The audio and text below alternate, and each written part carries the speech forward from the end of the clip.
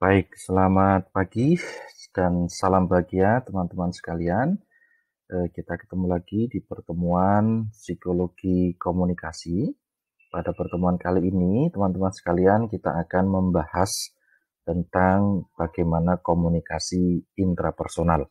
Di beberapa pertemuan yang lalu, kita sudah singgung bahwa di dalam komunikasi, terutama psikologi komunikasi, kita akan bahas setidaknya 3 level komunikasi, yaitu komunikasi intrapersonal, kemudian yang kedua adalah komunikasi interpersonal, dan nanti yang ketiga adalah komunikasi massa. Nah, kita mulai dengan komunikasi intrapersonal. Secara umum, tentu saja komunikasi intrapersonal itu adalah komunikasi yang ada di dalam diri kita sendiri, begitu ya. Jadi teman-teman tentu pasti mengalami dan melakukan bagaimana komunikasi yang terjadi di dalam diri Anda sendiri, di dalam diri kita sendiri, yang tentu komunikasi intrapersonal ini nanti akan berpengaruh terhadap pola komunikasi yang lain, yaitu berpengaruh terhadap pola komunikasi interpersonal dan pola komunikasi kelompok atau massa, gitu ya. Nah, teman-teman sekalian, komunikasi intrapersonal ini adalah komunikasi yang berlangsung di dalam diri kita sendiri, yang itu nanti meliputi beberapa hal, misalnya berkaitan dengan bagaimana cara kita berbicara pada diri sendiri, begitu ya. Kemudian juga kegiatan-kegiatan mengamati dan memberikan makna atau dalam konteks tertentu nanti disebut sebagai intelektual dan emosional, gitu ya. Yang tentu proses memberikan makna ini karena ada stimulus-stimulus, karena ada hal-hal yang kemudian perlu kita respon. Jadi dalam hal ini tentu saja kita perlu mencermati kembali beberapa kata kunci di sana. Itu adalah komunikasi yang berlangsung di dalam diri kita sendiri. Nah, dalam konteks psikologi tentu saja apa yang kita pikirkan, apa yang kita ingat itu adalah nanti bagian dari proses komunikasi intrapersonal. Tetapi sebelum itu nanti kita akan melihat kembali bagaimana model stimulus dan respon. Di minggu kemarin kita sudah bicarakan tentang bagaimana karakteristik manusia sebagai makhluk komunikan. Ada pendekatan psikoanalisis, ada pendekatan behavioristik. Nah, salah satu bagian yang kemudian diambil dalam konteks komunikasi interpersonal ini adalah pendekatan dari mazhabnya behavioristik yang mengatakan bahwa perilaku kita itu sesungguhnya ditentukan oleh stimulus yang berasal dari luar. Maka di dalam komunikasi intrapersonal tentu saja ini akan berkaitan dengan aktivitas yang terjadi di dalam tubuh kita. Ini pasti tidak pernah kita amati secara serius, begitu ya. Tidak pernah kita dalami secara serius apapun yang terjadi di dalam tubuh kita.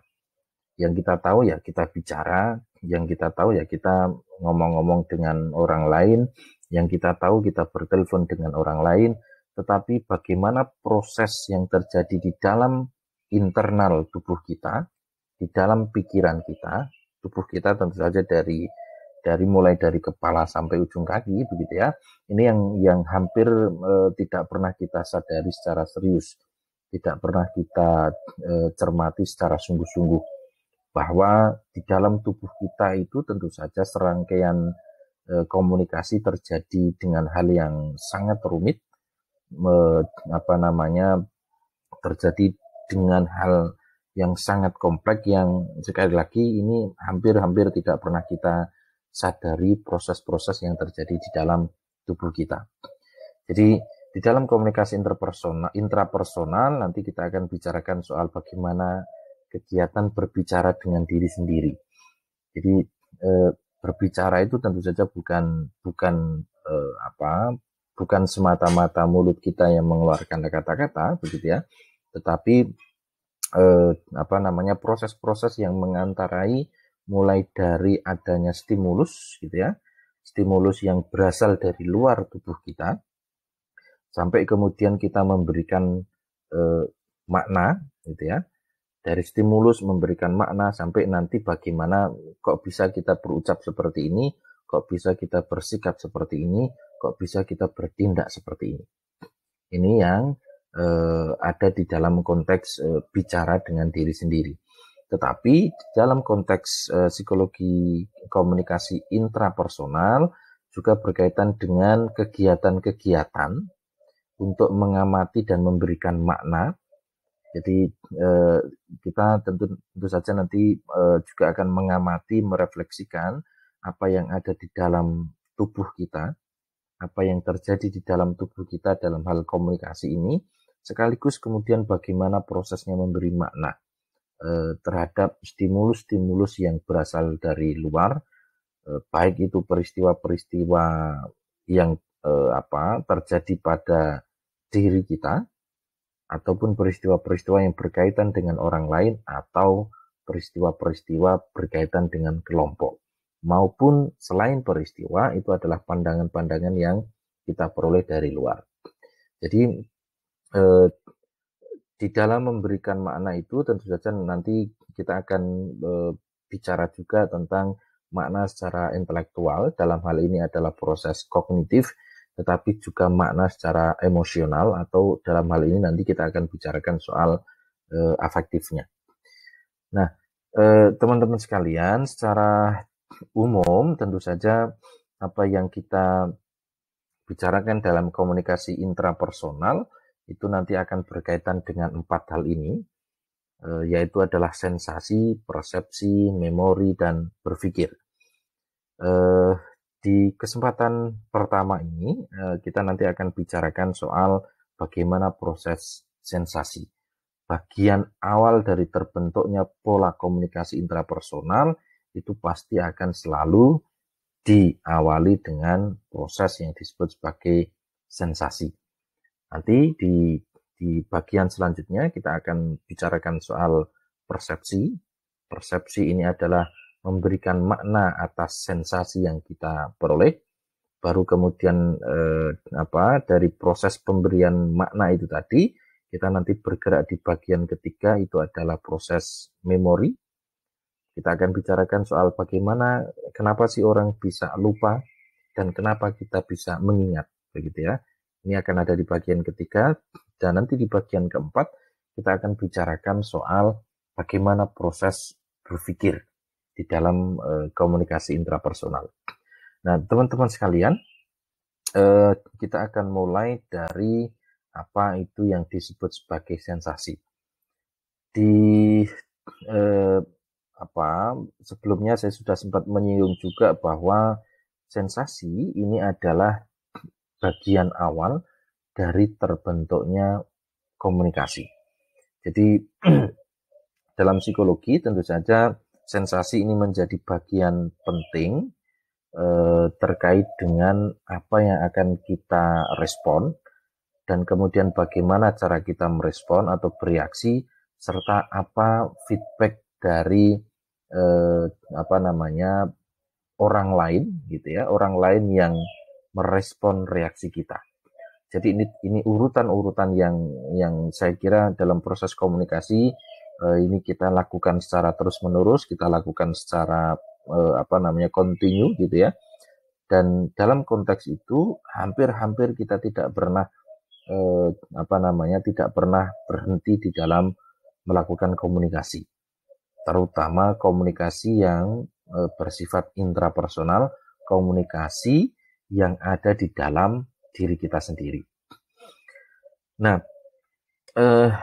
teman-teman sekalian, di dalam sensasi tentu saja proses penerimaan dan pengolahan informasi dalam diri individu itu dimulai dari proses penerimaan informasi yang paling awal.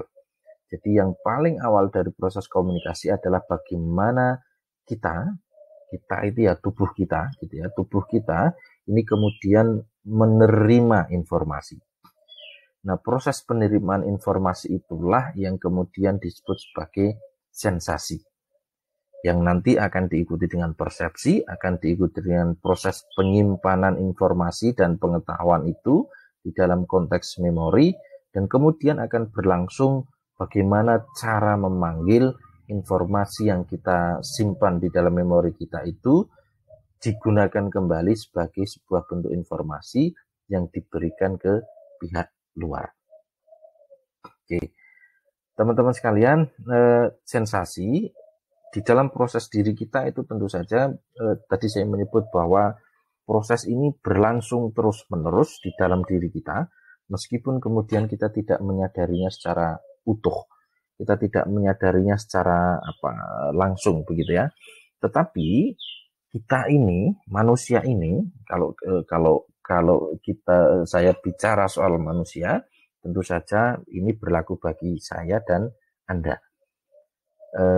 Manusia itu selalu dikelilingi dengan berbagai sensasi, mulai dari wewangian, cahaya, bunyi, dan seterusnya. Nah, contoh misalnya kalau kita sedang berada di warung kopi, di kafe begitu ya, telinga kita akan menangkap suara musik misalnya. Kalau di sana ada musik yang diperdengarkan baik melalui recorder ataupun live music, ataupun kemudian berbagai bunyi yang dimunculkan oleh percakapan orang lain, berbagai bunyi yang dimunculkan dari bertumbuknya benda-benda, misalnya piring dengan sendok dan seterusnya, atau bunyi bartender menuangkan kopinya misalnya begitu ya. Telinga kita pasti akan menangkap suara bebunyian itu. Jadi contohnya misalnya tadi telinga menangkap suara musik, di saat yang sama hidung kita mencium aroma wewangian bunga atau parfum atau aroma kopinya begitu ya. Di saat yang sama pula misalnya mata kita kemudian menyaksikan performance-nya live music, menyaksikan banyak orang yang lalu lalang datang di sana gitu ya, atau menyaksikan televisi yang dipampang di di ruangan-ruangan kafe itu misalnya. Jadi melalui alat indera kemudian kita itu memperoleh pengetahuan dan semua kemampuan untuk berinteraksi dengan dunia luar kita. Contoh di kafe tadi, ketika telinga kita menangkap suara musik, maka yang bekerja untuk menangkap sensasi dari suara itu adalah indera telinga. Ketika kita mencium wewangian dari aroma kopi, wewangian dari parfum orang-orang yang berada di sana, atau kemudian wewangian dari masakan-masakan yang ada di kafe misalnya, maka yang berfungsi untuk menangkap sensasi itu adalah indera penciuman. Ketika mata kita menyaksikan banyak orang lalu lalang di sana, live music dan sebagainya, maka yang bekerja untuk menangkap sensasi itu adalah mata kita dan seterusnya. Maka teman-teman, di dalam proses sensasi yang bekerja untuk menangkap stimulus dari luar itu adalah panca indera. Bunyi, wewangian, kemudian cahaya, dan seterusnya itu adalah stimulus yang dihasilkan di luar diri kita, stimulus yang dihasilkan di luar diri kita, yang kemudian ditangkap oleh indera kita, baik itu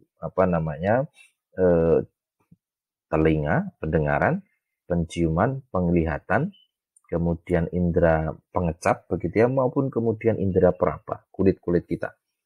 Jadi sekali lagi, stimulus yang berupa bunyi, suara, aroma, kemudian cahaya, kemudian juga indera peraba misalnya sentuhan dengan orang lain misalnya, itu adalah stimulus yang berasal dari luar diri kita, yang kemudian prosesnya ditangkap oleh indera kita, panca indera kita, dan kemudian selanjutnya nanti akan berlaku proses yang lain.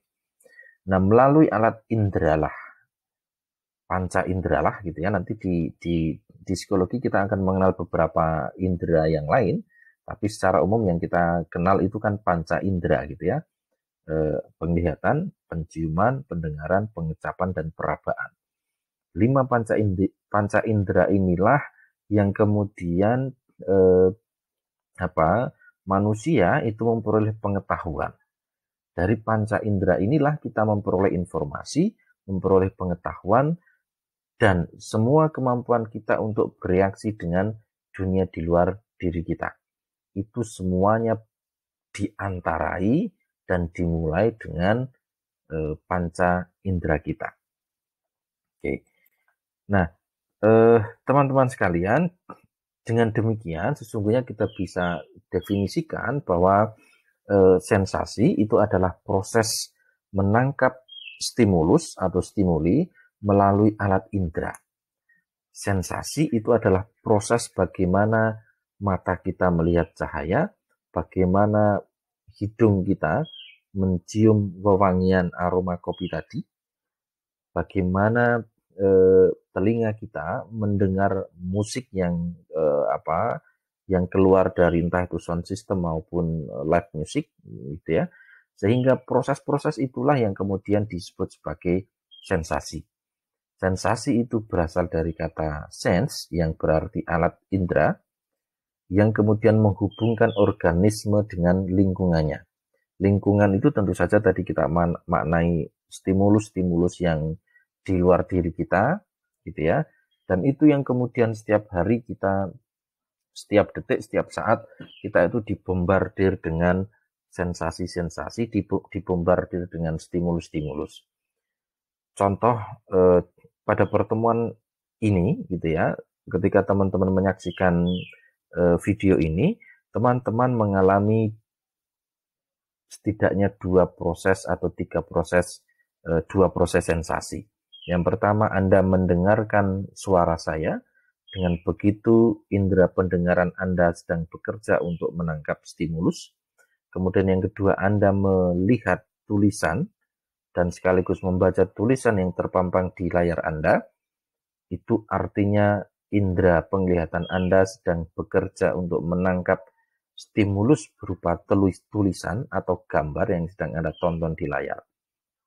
Jadi, sekali lagi, sensasi adalah proses menangkap stimulus melalui alat indera kita. Ini kita baru bicarakan tentang bagaimana kelima indera ini sedang bekerja. Nah, pengalaman yang elementer, pengalaman yang dasar, yang segera, itu tidak perlu kemudian menguraikan secara verbal atau simbolik atau konseptual dan utama sekali berhubungan dengan alat indera kita. Jadi di saat yang sama sesungguhnya kita jarang sekali menyadari misalnya begitu ada suara musik yang masuk ke dalam telinga kita tidak kemudian mengatakan oh ini musik ya gitu ya. Kita tidak kemudian mengucapkan oh ini musik, oh ini harum parfum orang yang sedang duduk di samping saya ya, oh ini harumnya kopi ya. Kita dalam proses itu hampir kemudian tidak pernah memverbalkan, tapi itu kemudian kita maknai di dalam proses berpikir kita. Jadi pengalaman-pengalaman yang sifatnya dasar tadi, entah pendengaran, penciuman, dan sebagainya, itu tidak memerlukan penguraian. Kita tidak perlu menganalisis apakah ini bunyi suara orang bernyanyi, apakah ini bunyi aroma kopi, apakah ini cahaya gelap atau tidak. Kita tidak memerlukan penguraian itu secara verbal maupun simbolik misalnya, tetapi itu kemudian langsung kita tangkap dengan alat indera kita. Nah, jadi hal-hal yang sifatnya elementer itu kemudian bisa kemudian segera kita respon tanpa kita melakukan proses analisis di dalam proses berpikir atau kognitif terlebih dahulu. Kemudian teman-teman, saya tadi menyampaikan bahwa alat indera yang kita umumnya kenal gitu ya, itu tentu saja 5 tadi, penciuman, pendengaran, penglihatan, perabaan, dan indera pengecap gitu ya. Indera pengecap itu di lidah kita. Tetapi dalam konteks psikologi kita mengenal pula apa yang disebut sebagai indera kinestetik dan indera vestibular. Ini indera yang, kalau yang panca indera tadi adalah 5 alat penerima sensasi atau penerima stimulus yang betul-betul kemudian tampak. Tampak itu terlihat oleh mata begitu ya. Tetapi indera kinestetik ini adalah indera yang kemudian memberikan informasi tentang posisi tubuh dan anggota badan. Indera kinestetik ini indera yang memberikan informasi tentang posisi tubuh dan anggota badan. Itu kenapa kemudian kita mengetahui, oh kalau kepala itu di atas, oh mata itu tempatnya di sini, hidung ini di sini, mulut ini di sini, jari-jari kaki itu ini. Kemudian oh otot pinggul itu di sini. Itu adalah indera yang disebut sebagai indera kinestetik. Jadi ada di dalam tubuh kita yang itu kemudian kita tidak bisa melihat sebagaimana oh ini hidung, oh ini mulut, oh ini telinga, dan seterusnya. Sehingga teman-teman sekalian, di dalam tubuh kita itu pun ada indera yang kemudian mengajarkan kita, menginformasikan kepada diri kita tentang di mana posisi-posisi dan informasi dari tubuh dan anggota tubuh kita. Yang kedua, teman-teman, selain 5 panca indera dan indera kinestetik, ada yang disebut sebagai indera vestibular. Indera vestibular ini adalah indera yang berfungsi untuk menjaga keseimbangan atau disebut sebagai indera keseimbangan. Jadi indera ini menolong kita menjaga keseimbangan. Contohnya, kalau teman-teman misalnya salah satu telinganya kemasukan air, entah itu karena mandi atau ketika wudhu misalnya teman-teman ya, pasti gitu ya, pasti kemudian Anda akan mengalami gangguan keseimbangan. Nah, indera ini itu memang berada di dalam telinga kita. Indera vestibular itu memang berada di dalam telinga kita. Sehingga tadi kalau telinga Anda kemasukan air, gitu ya, keseimbangan Anda akan terganggu. Anda seperti orang-orang yang oleng begitu ya, karena indera keseimbangan Anda itu terganggu oleh air yang memenuhi telinga Anda. Tapi indera ini juga berfungsi, bisa kita lihat juga fungsinya ketika Anda sedang naik sepeda gitu ya. Untuk menjaga keseimbangan itu, indera vestibular ini kemudian berfungsi atau bekerja. Anda main sepeda, mengendarai sepeda motor, atau kemudian Anda melewati titian gitu ya, titian bambu begitu, maka yang bekerja saat itu adalah indera vestibular. Bagaimana Anda berjalan dengan seimbang, bagaimana Anda mengendarai sepeda, baik itu ontel, sepeda motor dengan seimbang, maka yang bekerja saat itu adalah indera vestibular. Nah, teman-teman sekalian, kalau kemudian kita kelompokkan, maka tadi ada 5 panca indera, kemudian ditambah 2 lagi adalah indera kinestetik, dan yang ketiga tadi adalah indera vestibular, maka sesungguhnya bisa kita kelompokkan di dalam 3 bagian, yaitu adalah eksteroseptor. Eksteroseptor ini adalah alat penerima stimulus, di mana indera eksteroseptor ini adalah indera yang menerima informasi dari luar tubuh kita gitu ya. Jadi indera eksteroseptor ini indera yang tampak, indera yang kelihatan, indera yang ada di bagian-bagian luar tubuh kita yang kemudian bisa kelihatan langsung. Ini adalah bagian dari yang pertama disebut sebagai indera eksteroseptor. Indera yang menerima informasi dari luar tubuh manusia. Contohnya tadi ya telinga, mata, kulit, 5 panca indera ini ya. 5 panca indera. Yang kedua, alat penerima stimulus yang kedua disebut sebagai indera interoseptor. Ini indera yang menerima informasi dari dalam. Misalnya adalah sistem peredaran darah, sistem sekresi manusia, baik itu keringat maupun urinerinnya, begitu ya, dan seterusnya. Indera interoseptor inilah yang salah satunya tadi berupa indera vestibular maupun indera kinestetik. Jadi di dalam tubuh kita itu tentu saja kalau teman-teman mencermati lagi, ini ingat di materi psikologi dasar ataupun materi biopsikologi dan neuroscience, di sana kita mempelajari tentang bagaimana sistem saraf ini bekerja, bagaimana informasi yang datang dari indera pengecapan. Makanan datang kemudian diolah gitu ya, diolah melalui pencernaan dan seterusnya sampai kemudian proses akhirnya menjadi feses. Itu adalah proses komunikasi yang ada di dalam tubuh kita. Proses yang terjadi di dalam tubuh kita yang hampir-hampir kita tidak pernah sadari. Di waktu siang bagaimana indera organ-organ tubuh kita ini bekerja, di waktu malam bagaimana tubuh kita juga bekerja, istirahat, dan seterusnya. Ini tentu saja adalah proses-proses komunikasi yang sangat rumit, yang hampir-hampir kita tidak pernah menyadarinya. Hampir-hampir kita tidak pernah mengetahuinya apa yang terjadi di dalam tubuh kita. Sistem saraf, baik sistem saraf pusat maupun sistem saraf tepi, itu adalah bagian dari indera interoseptor. Yang ketiga, teman-teman, alat penerima stimuli itu adalah indera proprioseptor. Indera dari gerakan tubuh kita sendiri, misalnya otot.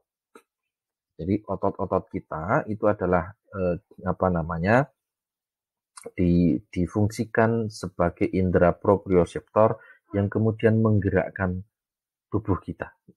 Menggerakkan kita entah jalan ke sana, kemari, mengayuh sepeda, menginjak rem atau gas mobil dan seterusnya, itu adalah bagian dari indera proprioseptor.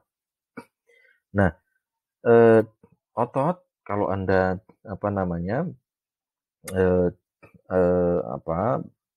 mencermati binaragawan begitu ya, otot-ototnya kan kemudian bermain gitu ya. Itu contoh yang paling nampak lah kira-kira bagaimana otot menerima informasi yang diperintahkan dari otak, dari kognitif, kemudian meminta ini loh ototnya harus begini, artinya harus begini agar kemudian ketika lomba dia bisa menang misalnya. Atau ketika Anda kemudian mengalami pegal begitu ya di badan Anda kalau bahasa Jawanya itu ngolet gitu ya. Ngolet itu dalam rangka untuk tadi menyeimbangkan sistem saraf Anda. Itu teman-teman alat setidaknya 3 kelompok besar dari alat penerima stimulus yang bersinggungan langsung dengan proses terjadinya sensasi. Nah, bagaimana kemudian proses sensasi itu? Sensasi itu terjadi saat alat indera kita itu menerima dan mengubah informasi menjadi impuls-impuls saraf yang dimengerti oleh otak melalui proses transduksi. Jadi di dalam proses sensasi yang paling awal adalah alat indera menerima stimulus, begitu ya. Alat indera menerima stimulus, dari stimulus yang diterima oleh alat indera tadi, apakah itu penglihatan, pengecapan, pembauan, perabaan, dan seterusnya, itu kemudian dibawa oleh indera interoseptor, dibawa masuk ke dalam otak. Jadi proses sensasi itu bukan saja yang terjadi di bagian awal menerima informasi, tetapi setelah diterima, informasi itu kemudian dibawa oleh sistem saraf berupa indera interoceptor tadi ke dalam otak. Nah, di dalam otak itulah nanti terjadi proses persepsi, memberikan makna. Sehingga agar kemudian dapat diterima oleh indera, stimulus harus memiliki kecukupan ukuran. Stimulus harus memiliki intensitas yang cukup agar kemudian bisa diterima dan bisa diarahkan atau dibawa ke sistem saraf pusat atau ke otak. Maka ada kadar-kadar tertentu yang kemudian bisa diterima ambang batasnya oleh indera penerima stimuli. Contohnya misalnya pada frekuensi tertentu kita tidak bisa mendengar, gitu ya, tidak bisa mendengar suara, atau pada frekuensi tertentu telinga kita tidak cukup kuat untuk mendengar suara. Maka ada batasan-batasan bagaimana alat indera manusia itu kemudian bekerja. Misalnya, alat indera berupa pendengaran manusia itu pasti berbeda dengan alat indera pendengarannya hewan. Entah itu kucing, tikus, dan seterusnya, itu pasti berbeda. Sehingga ada panjang gelombang tertentu yang misalnya bisa dilihat oleh mata kita misalnya. Beberapa penelitian menyebutkan 380 sampai 780 manometer misalnya sebagai gelombang cahayanya misalnya. Dan ini pasti ada ukuran-ukuran tertentu. Apakah misalnya kenapa dalam kadar tertentu apakah kita bisa merasakan rasa asin, manis, dan sebagainya, atau kemudian disebut sebagai tawar misalnya, tentu ada ukuran-ukurannya tertentu. Jadi baik kelima panca indera itu pasti memiliki standar-standar tertentu yang kemudian bisa ditangkap oleh kelima panca indera. Kalau di bawah ambang batas standar, maka indera kita tidak bisa menangkapnya. Di atas ambang standar, ya, di atas standar, maka telinga kita atau indera kita juga tidak akan mampu untuk menerimanya. Ada ukuran cahaya yang bisa ditangkap oleh mata, tetapi ada ukuran cahaya yang kemudian mata kita sudah tidak bisa menangkap lagi. Maka kalau teman-teman misalnya merasa silau, maka dengan sendirinya misalnya mata akan menutup. Kalau Anda merasakan betapa bisingnya dan Anda tidak kuat menerima kebisingan itu, maka telinga Anda akan Anda tutup misalnya. Jadi proses sensasi sekali lagi teman-teman adalah diawali stimulus yang ditangkap oleh panca indera.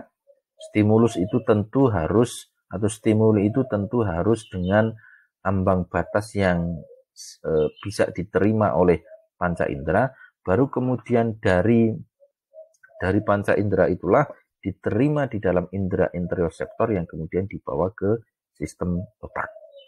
Di dalam sistem otak itu nanti baru kemudian akan terjadi proses setelah sensasi, yaitu disebut sebagai proses persepsi. Nah, proses sensasi teman-teman itu akan dipengaruhi oleh setidaknya dua faktor, yaitu faktor situasional, yang kedua adalah faktor personal. Faktor situasional ini adalah faktor dari luar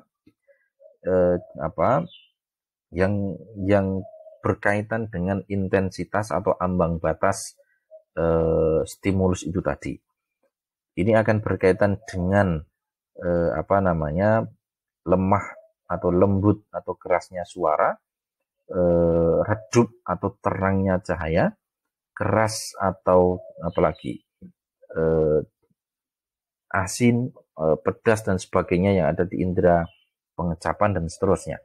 Jadi situasional itu adalah faktor-faktor yang berada di dalam stimulus yang mengenai alat indera.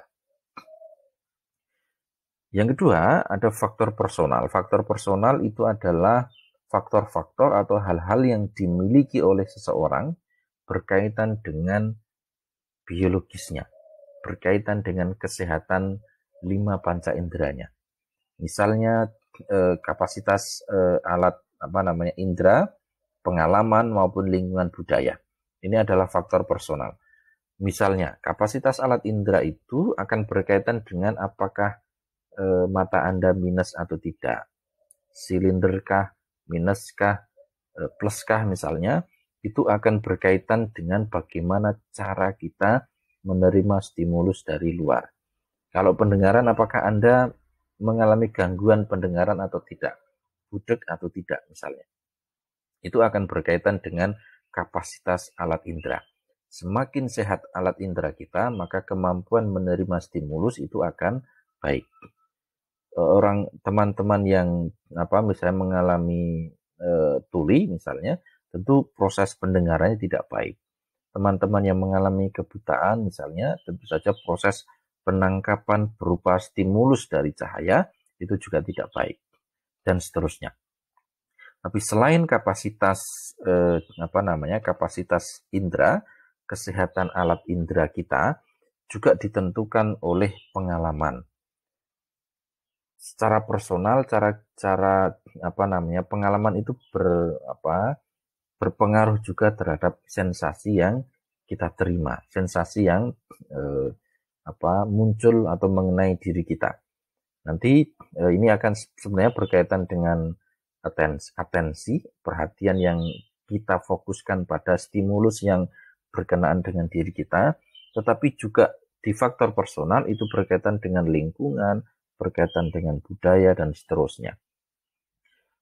Lingkungan misalnya kita yang berada di daerah tropis, begitu masuk ke daerah yang musimnya hanya 2, musim dingin dan musim panas, begitu memasuki musim dingin misalnya, indera kita yang berupa kulit ini tentu tidak akan perlu membutuhkan penyesuaian untuk merespon musim dingin atau musim salju misalnya. Tetapi kemudian teman-teman yang berada di musim dingin dan ekstrim panas misalnya butuh penyesuaian ketika berada di iklim tropis. Itu kenapa kemudian lingkungan juga berpengaruh terhadap proses penerimaan sensasinya. Contoh yang lain, kalau ada keran bocor di malam hari, biasanya ibu itu akan lebih peka ketimbang bapak. Gitu ya. Ibu akan lebih peka ketimbang bapak, meskipun kemudian itu tidur di sebelahnya. Dan bapak kemudian sama sekali tidak terganggu dengan suara yang menetes dari keran di kamar mandi. Ibu akan bergegas mematikan atau mematikan kerannya agar kemudian bunyi tetesan itu tidak terdengar dan tidak mengganggu dia. Itu contoh bagaimana faktor-faktor situasional dan faktor-faktor personal itu berpengaruh. Nah, ketika dari proses sensasi, tadi kita sudah bahas bahwa proses sensasi itu adalah alat indera menangkap stimulus, lalu stimulus tersebut diubah menjadi sinyal yang dapat dimengerti oleh otak untuk kemudian diolah. Jadi informasi berupa cahaya, suara, wewangian, harum kopi, bau kentut, kemudian apalagi cubitan, sentuhan, rasa manis, rasa pedas, dan sebagainya yang masuk melalui 5 panca indera kita itu kemudian diubah masuk ke dalam tubuh kita menjadi sinyal yang kemudian diarahkan ke otak. Nah, otak itu nanti di dalam otak itu kemudian kita kemudian mencoba menginterpretasi. Oh, ini suara harum kopi. Oh, ini suara musik. Oh, ini lagunya siapa misalnya? Leto. Oh, ini lagunya Pas Band. Oh, ini lagunya siapa misalnya? Oh, ini parfum misalnya A. Ini bau parfum B. Oh, ini cahayanya merah dan seterusnya. Oh, ini rasanya manis, ini rasanya pahit, dan seterusnya. Itu adalah hasil dari informasi yang berupa sinyal itu sampai di otak dan kemudian diberi makna. Gitu ya, diberi makna. Maka disinilah ketika otak bekerja memberi makna itu disebut sebagai proses persepsi. Jadi dari sensasi menuju persepsi. Di dalam otak disinilah terjadi apa yang disebut dengan proses persepsi itu, yaitu cara kita menginterpretasikan atau memberi makna, gitu ya, memberi makna atau mengartikan pesan yang telah diproses oleh sistem indrawi kita.